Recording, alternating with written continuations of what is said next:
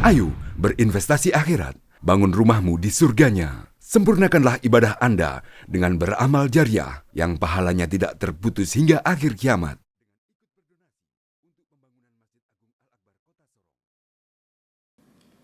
أعوذ بالله من الشيطان الرجيم بسم الله الرحمن الرحيم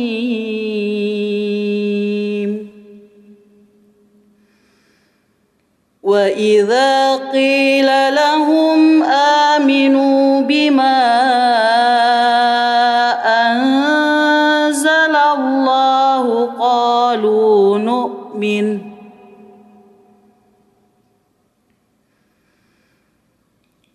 قالوا نؤمن بما أنزل علينا ويكفرون بما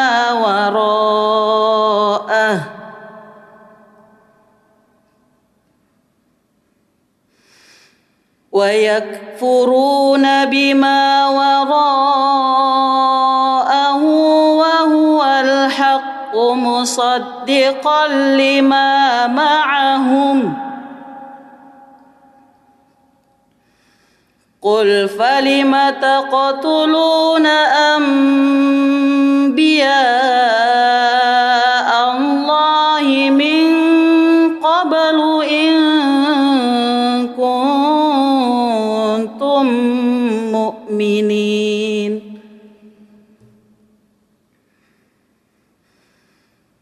ولقد جاءكم موسى بالبينات ثم اتخذتم العجل من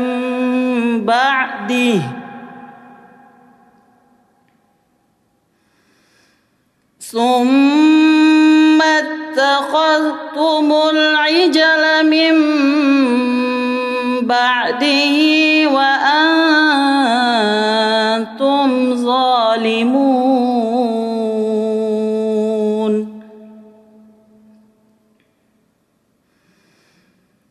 وإذ أخذنا ميثاقكم ورفعنا فوقكم الطور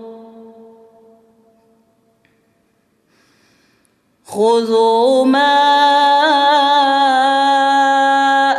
آتيناكم بقوة واسمعوا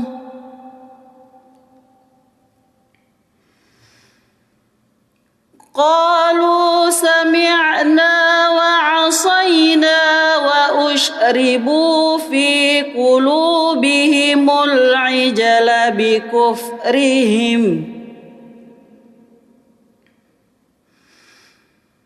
قل بئس ما يأمركم به إيمانكم إن كنتم مؤمنين صدق الله العظيم. Bismillahirrahmanirrahim. Assalamualaikum warahmatullahi wabarakatuh. Alhamdulillahi rabbil alamin. Alhamdulillahilladzi anzala ala abdihil kitaba wa lam yaj'al lahu iwaja.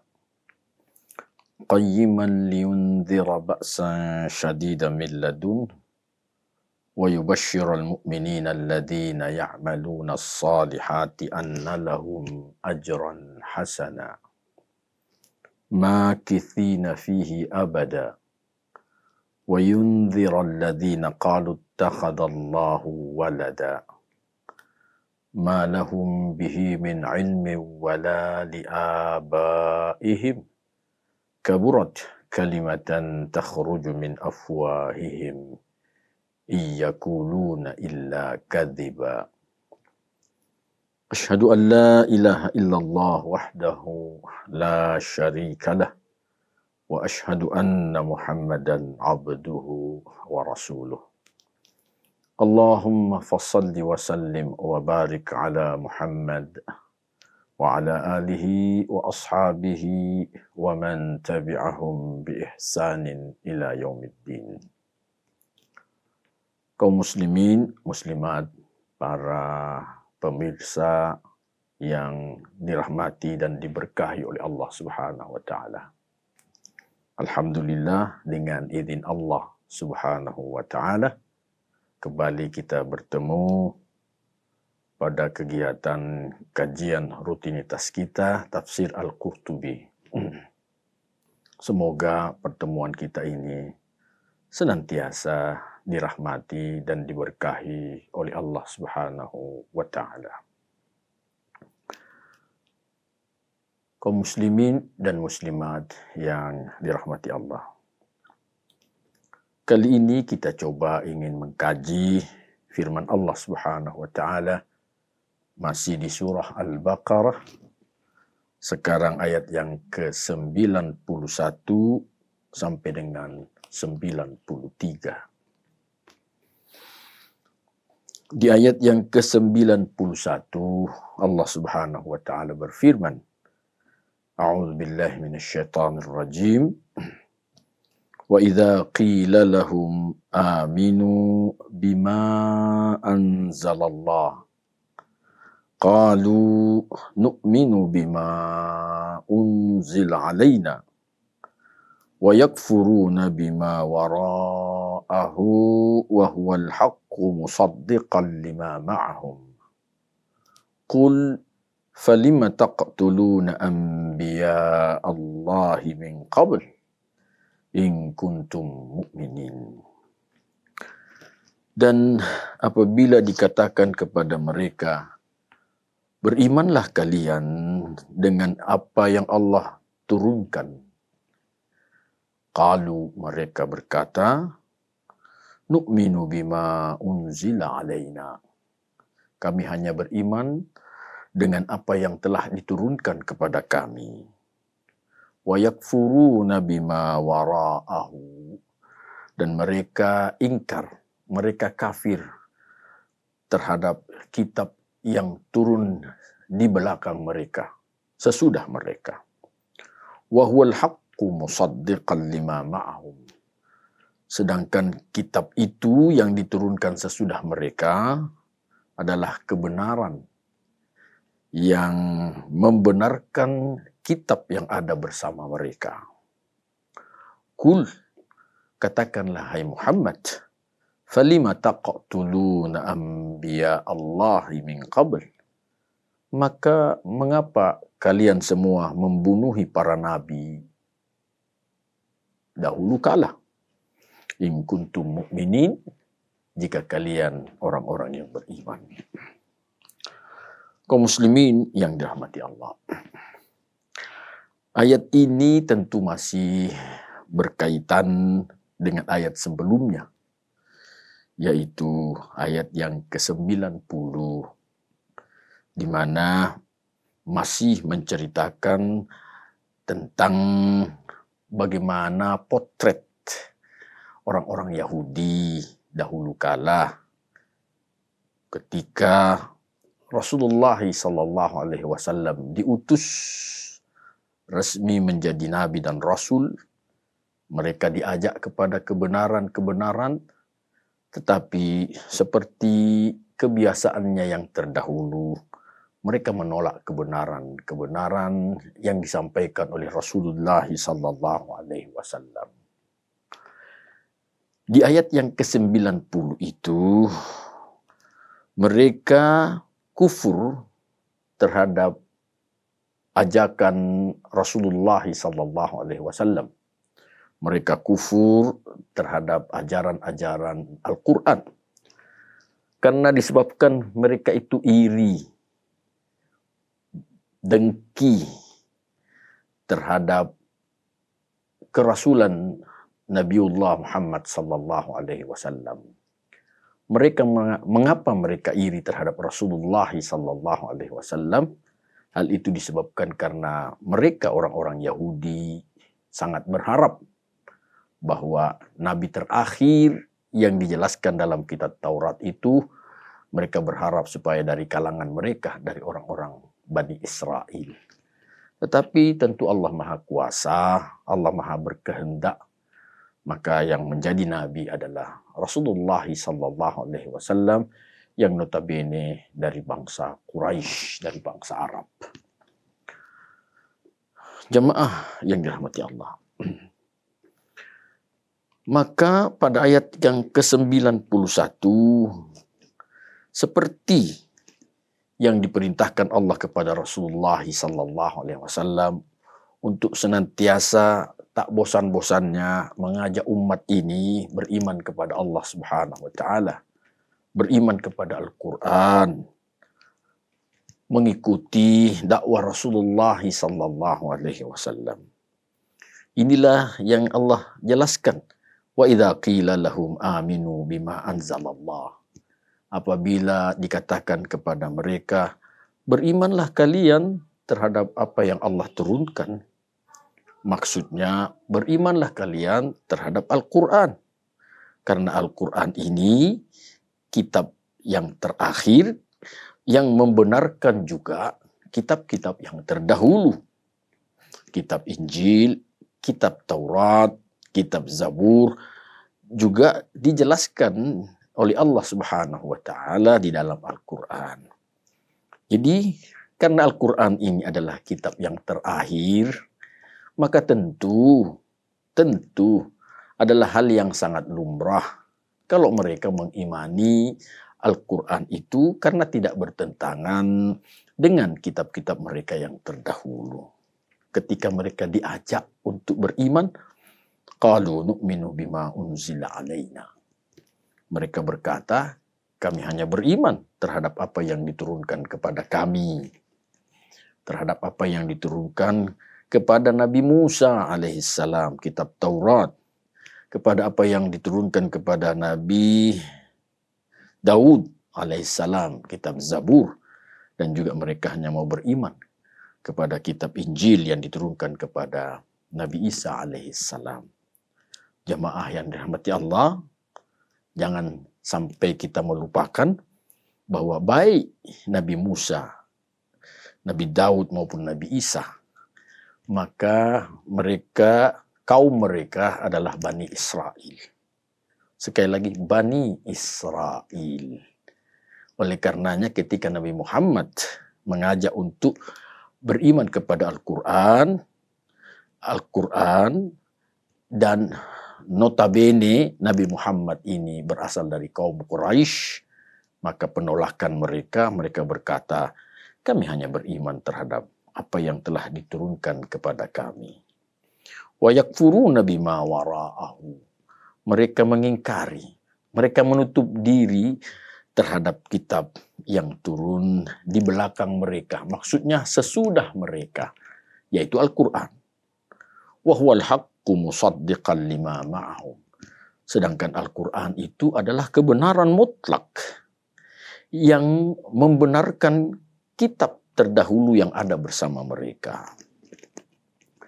Qul, katakan hai Muhammad, falima taqtuluna anbiya Allah.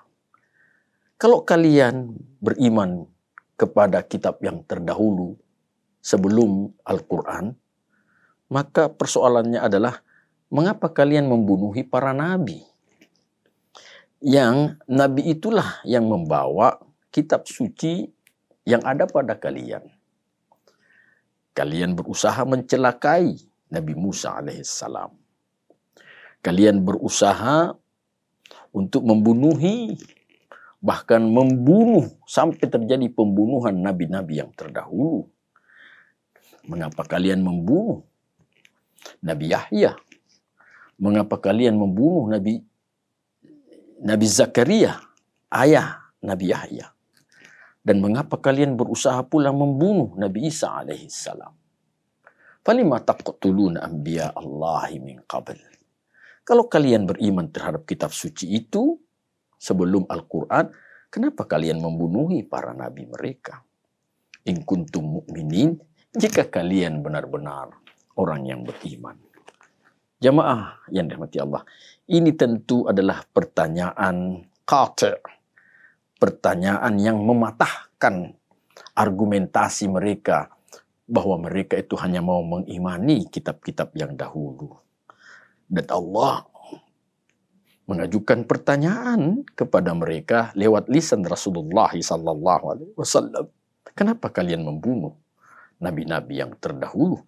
Kalau kalian benar-benar memang beriman kepada kitab-kitab yang terdahulu itu. Walaqad ja'akum Musa bil bayyinat. Di ayat ke-92 Allah kembali ingin menyegarkan pemikiran mereka atas kejadian terdahulu. Allah nyatakan, walaqad ja'akum Musa bil bayyinat. Sungguh telah datang kepada kalian Nabi Musa dengan membawa beberapa penjelasan-penjelasan. Ulama kita menjelaskan bahwa penjelasan-penjelasan yang dibawa oleh Nabi Musa sebagai bukti kenabian beliau diantaranya adalah al-asa, tongkat.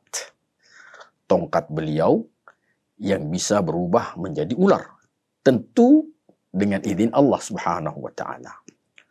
Tongkat punyanya Nabi Musa yang bisa membelah batu, kemudian dari batu yang terbelah itu memancarkan 12 mata air. Tentu ini dengan izin Allah Subhanahu wa taala. Bahkan tongkat yang dipunyai Nabi Musa yang bisa membelah lautan. Mengapa kalian mengingkari bukti-bukti kenabian itu yang dibawa oleh Nabi Musa? Yang kedua, bukti kenabian yang kedua adalah as-sunun. Bagaimana Nabi Musa dengan izin Allah juga bisa menghidupkan orang yang sudah mati. Jadi jamaah sekalian, kita sudah jelaskan dahulu bahwa setelah terjadinya penyembelihan seekor sapi yang oleh Bani Israel ini ya bertanya dan mengajukan aneka macam pertanyaan yang ujung-ujungnya membuat mereka juga menjadi kesulitan. Tetapi dengan izin Allah, sapi yang dipertanyakan itu akhirnya juga bisa didapat. Setelah disembelih, maka pada saat itu juga terjadi peristiwa pembunuhan.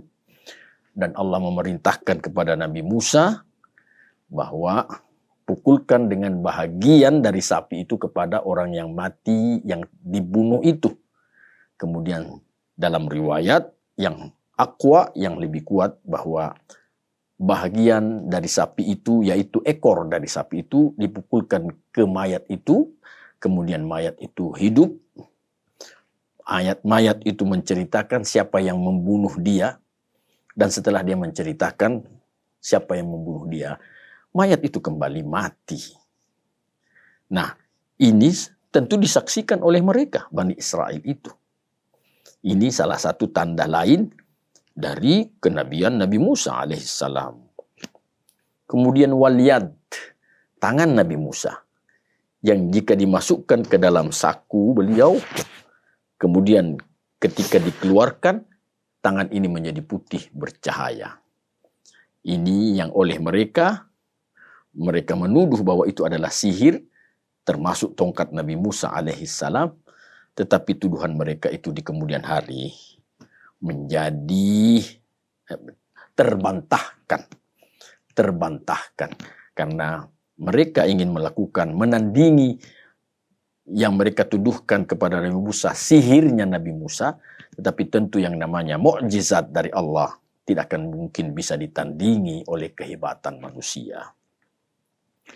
Selanjutnya al-bayinat berikutnya adalah taufan. Bagaimana angin puting beliung yang kencang yang memporak-porandakan dan menghancurkan perkemahan mereka. Juga al-jarad, adanya serangan belalang di istananya Fir'aun, laknatullah. Dan mereka menjadi kesulitan dengan adanya serangan belalang itu. Kemudian al-qummal, kutu. Fir'aun pun juga dalam riwayat terserang penyakit kutu, sehingga dia kutuan. Dia menjadi orang yang penguasa yang mengaku diri Tuhan, tetapi kena serangan penyakit kutu. Ya, luar biasa. Dan artinya kutu ini menyebabkan jatuhnya harga diri dan martabat Fir'aun sebagai orang yang mengaku diri sebagai Tuhan. Masa ada Tuhan kena penyakit kutu? Ini kan sesuatu yang menggelitkan dan merendahkan harga diri. Selanjutnya adalah waddafad', ya, serangan kodok. Ya, jadi juga Fir'aun diserang dengan hama kodok. Juga masuk menyerang istana. Ya, yang orang yang dilaknat Allah Subhanahu wa taala. Kemudian juga adalah wa falqul bahr, lautan yang terbelah. Ya, Allah membelah lautan itu lewat tongkat Nabi Musa alaihissalam. Sekian banyak jemaah sekalian, al-bayyinat, keterangan-keterangan atau penjelasan-penjelasan yang Allah paparkan dan pertunjukkan kepada Bani Israel sebagai bukti tentang kenabian orang-orang yang diutus oleh Allah Subhanahu wa taala. Ya, mereka bukan orang biasa, tetapi semua mukjizat itu tidak menyebabkan mereka ini semakin bertambah dekat dengan Allah Subhanahu wa taala. Ya. Jemaah yang di Allah. Waqila, ada juga pendapat lain yang menyatakan bahwa al-bayyinat itu yang dimaksudkan adalah at-Taurat. Ya, kitab Taurat. Kenapa? Fiha minad dalalat, karena dalam kitab Taurat itu ada penjelasan-penjelasan dari Allah Subhanahu wa taala. Pedoman-pedoman hidup dari Allah Subhanahu wa taala. Walaqad ja'akum Musa bil bayyinat. Kemudian Allah kembali menjelaskan summa takhadtumul ijla min ba'dihi wa antum zalimun. Sudah datang kepada kalian berkali-kali penjelasan-penjelasan, bukti-bukti nyata dari Allah Subhanahu wa taala. Tetapi kemudian kalian masih menjadikan anak sapi sebagai sembahan. Wa antum zalimun. Kalian benar-benar zalim. Jemaah yang dirahmati Allah. Zalim itu diartikan dengan bahasa yang akrab di telinga kita, yaitu aniaya. Jadi, wa antum zalimun, kalian berbuat aniaya. Zalim juga diartikan sebagai kegelapan. Ya, dan ini diwanti-wanti oleh Rasulullah sallallahu alaihi wasallam. Rasulullah pernah menyatakan, ittaqudz zulma fa inna zulma zulumatun yaumal qiyamah. Takutilah kalian perbuatan zalim, karena perbuatan zalim itu adalah zulumat, kegelapan nanti pada hari kiamat. Jadi jamaah sekalian yang dirahmati Allah, orang yang berbuat zalim, orang yang berbuat aniaya, tentu diibaratkan dengan orang yang masuk menata pada kegelapan dunia. Tak ada penerangan dari Allah Subhanahu wa taala disebabkan karena kezaliman itu sendiri. Wa antum zalimun, kalian zalim. Ulama ahli akidah menyatakan zalim itu terbagi dua. Yang pertama, zalimun li nafsihi, menzalimi diri sendiri. Dan yang kedua, wa zalimun li ghairihi, menzalimi orang lain. Jamaah yang dirahmati Allah, orang yang menzalimi dirinya sendiri itu bisa berdampak kepada menzalimi orang lain. Seseorang yang tidak taat kepada Allah Subhanahu wa taala secara pribadi, dia menzalimi dirinya sendiri. Dia melakukan kejahatan-kejahatan. Dia menzalimi dirinya sendiri. Dia minum minuman keras. Dia menzalimi dirinya sendiri. Dia berjudi. Dia menzalimi dirinya sendiri. Tetapi berdampak pula kepada menzalimi orang lain. Dengan dia minum minuman keras, dia mabuk, maka tentu akan membuat keributan dalam tatanan kehidupan bermasyarakat. Dengan dia berjudi, maka bisa saja dia jatuh miskin, dan dengan miskinnya, maka dia menzalimi orang lain. Banyak kejahatan bisa terjadi akibat karena kemiskinan. Itu yang Rasulullah sallallahu alaihi wasallam ingatkan. Beliau Rasulullah mengatakan, kadal faqru ayyakuna kufra. Kefakiran itu bisa menyebabkan timbulnya kekafiran. Fakir dengan kafir sangat dekat jaraknya. Dengan kefakiran seseorang, maka dia bisa melakukan banyak kejahatan-kejahatan, tidak mengindahkan aturan-aturan Allah, larangan-larangan Allah Subhanahu wa ta'ala. Jadi jamaah yang dirahmati Allah, jangan kita berbuat zalim terhadap diri kita sendiri, karena bisa berbuat dan berdampak menzalimi orang lain. Di ayat yang ke-93, Allah Subhanahu wa ta'ala menyatakan, wa idh akhadna mitsaqakum wa rafa'na fawqakumut tur. Dan ketika kami mengambil perjanjian kalian, kami angkat di atas kalian bukit Tursina sebagai saksi. Khudhu ma atainakum biquwwatin wasma'u.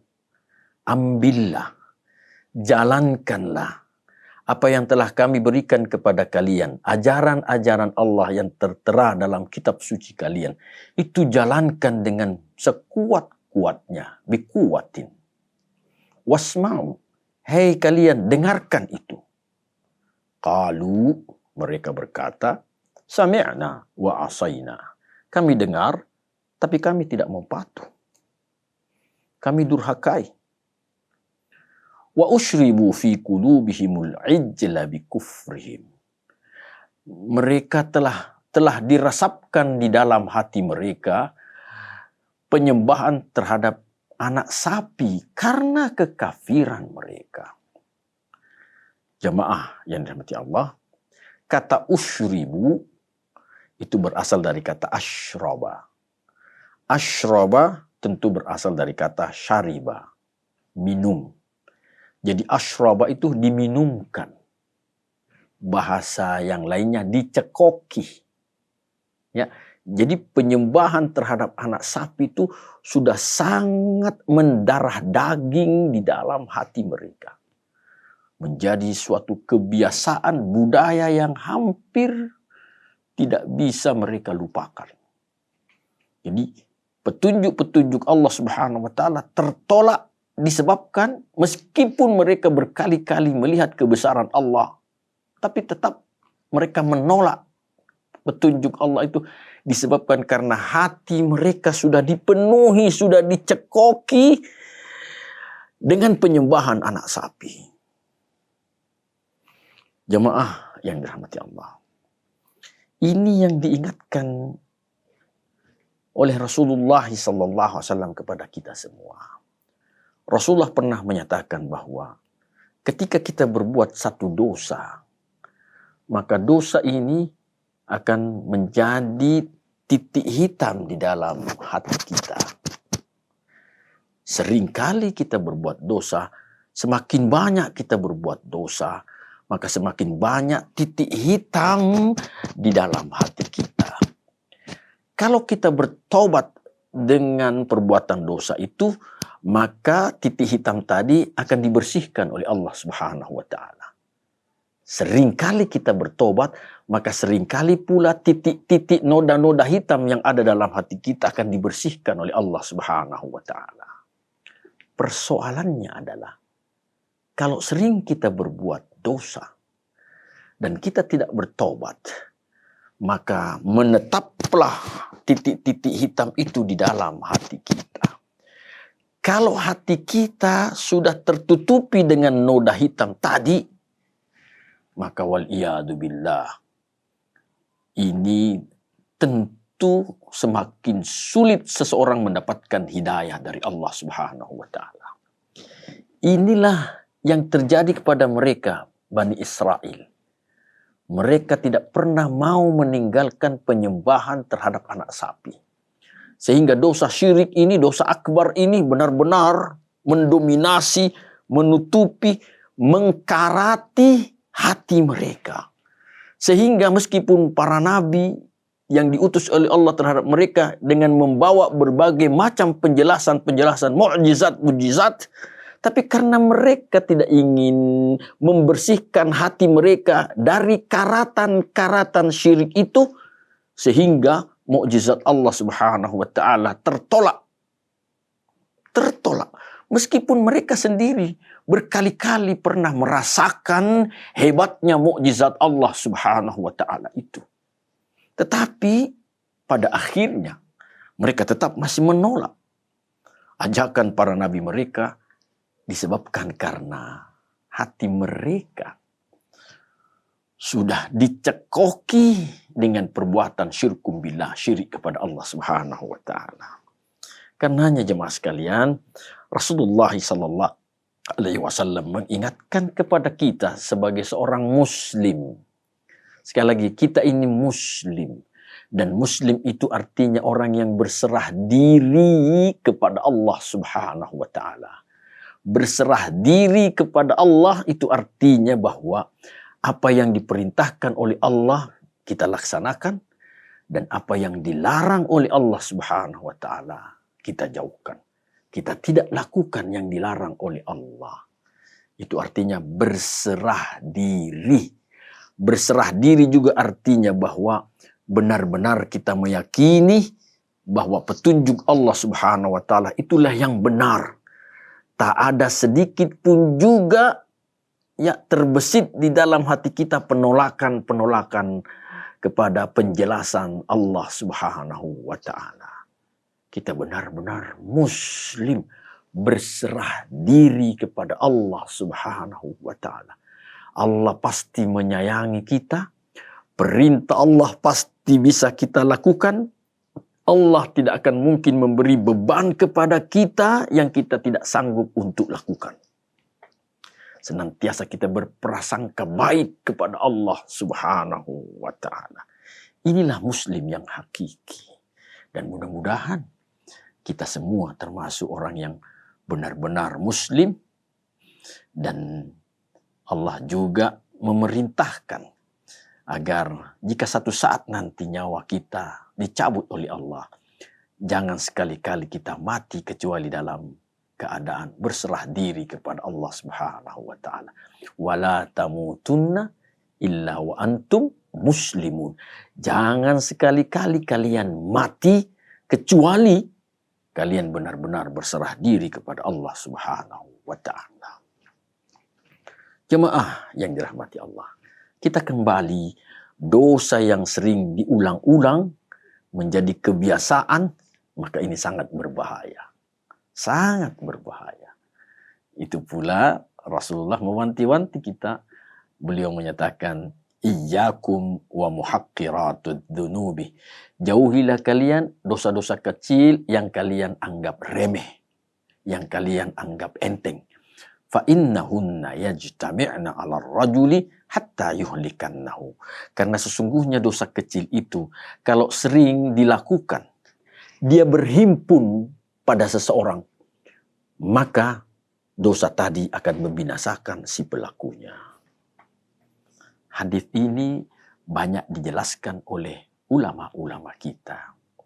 Di antaranya penjelasan yang menyatakan bahwa sebuah bangunan, katakanlah masjid raya kita ini, Masjid Al-Akbar, dalam pandangan kita adalah masjid yang sebesar ini.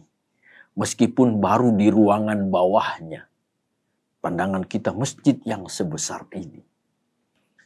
Tetapi mari kita berpikir dan sedikit mengurai bahwa Masjid Raya Al-Akbar yang sebesar ini sebenarnya terdiri dari miliaran butiran-butiran pasir yang kecil yang diikat oleh semen sehingga membentuk bangunan sebesar ini. Kalau butiran-butiran pasir yang kecil itu adalah dosa-dosa kecil kita. Tetapi diikat oleh kebiasaan, terbiasa seseorang melakukannya, sudah jadi budaya, maka tentu dalam pandangan Allah adalah dosa yang besar. Jadi jamaah sekalian, Allah, sekali lagi, jangan dosa yang kita lakukan itu, kesalahan yang kita lakukan, kesalahan yang menjadi kebiasaan. Jangan jadi kebutuhan hidup. Kebutuhan hidup. Ada orang yang sering melakukan dosa-dosa kecil dan menjadi kebutuhan hidupnya. Di antaranya misalnya katakanlah berbohong. Ya, berbohong. Jadi kebutuhan hidup dia bohong karena ada dua kemungkinannya. Bohong itu bisa mendatangkan keuntungan. Seorang pedagang kalau dia berbohong, ya, timbangannya bohong, ucapannya bohong, ya, bisa saja menurut mereka mendatangkan keberuntungan. Seseorang yang diduga melakukan penyimpangan keuangan, kalau dia bohong, bisa saja dia merasa bahwa dia terhindar dari tindakan-tindakan hukum. Jadi orang sering berbohong karena bohong itu mendatangkan rezeki, bohong itu menyelamatkan. Coba kita lihat jemaah sekalian, banyaknya orang-orang yang melakukan hal-hal yang tercela tadi, bohong, karena merasa bahwa ada kebaikan-kebaikan yang mereka dapatkan dari kebohongan itu. Nah, sering berbohong tidak menutup kemungkinan jadi kebiasaan hidupnya. Sehingga susah lagi dibedakan apakah dia berkata jujur atau dia berkata bohong. Jemaah yang dirahmati Allah.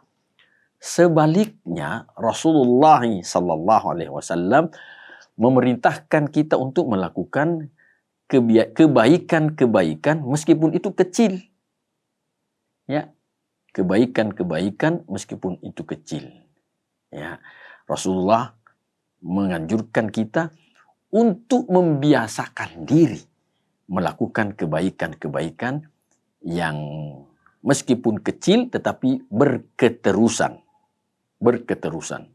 Beliau menyatakan khairul a'mali adwamuha wa in qalla. Sebaik-baik amal adalah yang rutin terus-menerus dilakukan meskipun itu nilainya kecil. Dan kebaikan yang kecil terlalu banyak bisa kita lakukan dalam kehidupan kita. Bahkan ada di antaranya yang tidak butuh biaya dan tidak membutuhkan tenaga yang besar. Jemaah sekalian, ya Allah. Coba perhatikan, terbiasa mengucapkan Bismillahirrahmanirrahim ketika memulai semua aktivitas baik-baik kita. Bismillahirrahmanirrahim. Bismillahirrahmanirrahim. Bismillahirrahmanirrahim. Semua aktivitas baik kita. Dan kalau sudah selesai, kita tutup aktivitas baik tadi. Kalau sudah selesai, kita tutup dengan Alhamdulillah, Alhamdulillah, Alhamdulillah, Alhamdulillah. Ini ucapan baik, tidak memerlukan tenaga, tidak memerlukan biaya. Tapi kalau itu rutin kita lakukan, tentu tak terduga pahala-pahala yang kita peroleh di sisi Allah Subhanahu wa taala. Ada lagi yang cukup dahsyat, cukup luar biasa ganjaran pahalanya. Mengaji. Mengaji jamaah sekalian. Rasulullah menyatakan setiap huruf itu 10 pahalanya. Man qara'a harfan minal Qur'ani falahu hasanah. Siapa yang membaca satu huruf dari Al-Quran, maka dia dapat satu kebaikan. Wal hasanatu bi asyri amthaliha. Satu kebaikan itu bernilai 10 pahala. La aqulu alif lam mim harf. Saya, kata Rasulullah, tidak mengatakan alif lam mim itu satu huruf. La, tidak. Lakinnal alif harf, tapi alif satu huruf, wal lam harf, lam satu huruf, wal mim harf, mim juga satu huruf. Alif, lam, mim, 3 huruf. Kalau masing-masing 10, masing-masing huruf 10 kebaikannya, maka tentu kita bisa mengali 3 huruf, tentu minimal 30. Kalau dalam satu hari kita membaca 1 lembar, tentu ini kebaikan yang besar. Lebih besar lagi kebaikan yang didapat bagi mereka yang membaca 2 lembar, 3 lembar, atau 1 hari 1 juz. Luar biasa. Jadi jamaah yang dirahmati Allah, mari kebiasaan baik ini juga yang menjadi tercekoki di dalam hati kita. Jadi kebiasaan buruk kita jauhkan, kebiasaan baik itu yang menjadi hal yang tercekoki, tertanam dengan kokohnya di dalam hati kita. Tentu kalau kebaikan itu yang baik tercekoki dalam hati kita, dijadikan sebagai sebuah kebiasaan hal-hal yang baik itu, maka tentu tidak akan ada peluang-peluang tidak ada tempat di dalam hati ini untuk melakukan hal-hal yang buruk. Kenapa? Karena hati ini sudah terpenuhi dengan kebaikan-kebaikan. Jemaah yang nanti Allah, ya, ini tentu butuh perjuangan, dan perjuangan kita kemaslahatannya kembali kepada diri kita sendiri, dan tentu juga akan berdampak kepada orang lain. Artinya, kalau kita baik, maka kebaikan untuk diri kita dan juga akan berdampak kepada orang lain. In ahsantum li anfusikum. Kalau kalian berbuat baik, maka dampaknya kembali kepada diri kalian sendiri, dan tentu akan berimbas kepada orang lain. Jemaah yang dirahmati Allah. Tentang Bukit Tursina, sering diulang-ulang oleh Allah Subhanahu wa taala dalam Al-Qur'an. Sayyid Qutb rahimahullah, beliau menyatakan bahwa kata Tur, Bukit Tursina itu 9 kali disebutkan oleh Allah Subhanahu wa taala dalam Al-Qur'an. Tur, Bukit Tursina itu sering juga disebut dengan Gunung Sinai. Gunung Sinai yang letaknya ya ada di Palestina. Ya, Palestina. Bukit Tur atau Gunung Sinai ini itu tingginya 2.285 meter di atas laut. Jadi berada dalam ketinggian 2.285 meter di atas laut. Ya. Kemudian para ulama menjelaskan pula bahwa Bukit Tur itu panjang dan lebarnya itu sama. Panjang dan lebarnya sama. Dan para malaikat pernah diperintahkan oleh Allah Subhanahu wa taala untuk mencabut Bukit Tursina ini, dicabut dari akarnya dan diletakkan di atas mereka Bani Israel ini untuk menguatkan perjanjian mereka kepada Allah Subhanahu wa taala. Tetapi lagi-lagi Bani Israel di awal-awalnya saja mereka menunjukkan ketakutannya kepada Allah. Seiring beredarnya zaman, maka semakin luntur pula ketaatan mereka kepada Allah Subhanahu wa taala, dan semakin nampak kedurhakaan-kedurhakaan yang mereka lakukan kepada Allah Subhanahu wa taala. Jemaah yang dirahmati Allah, padahal berulang-ulang kali Allah Subhanahu wa taala memerintahkan, khudzu ma atainakum biquwwah. Jalankan apa yang kami perintahkan kepada kalian dalam kitab suci itu dengan sekuat-kuatnya. Kalau kita orang yang beriman, di firman Allah surah Ali Imran, Allah nyatakan, ya ayyuhalladzina amanu taqullaha haqqa tuqatih. Hai orang-orang yang beriman, bertakwalah kalian kepada Allah dengan takwa yang sebenar-benarnya. Jadi jangan kita bermain-main dengan ketakwaan tadi itu. Karena dengan bermain-main, maka kita membuka peluang bagi iblis laknatullah untuk semakin membuka celah kedurhakaan kita terhadap ketakwaan kita kepada Allah Subhanahu wa taala. Jadi celah-celah itu yang mesti kita tutupi.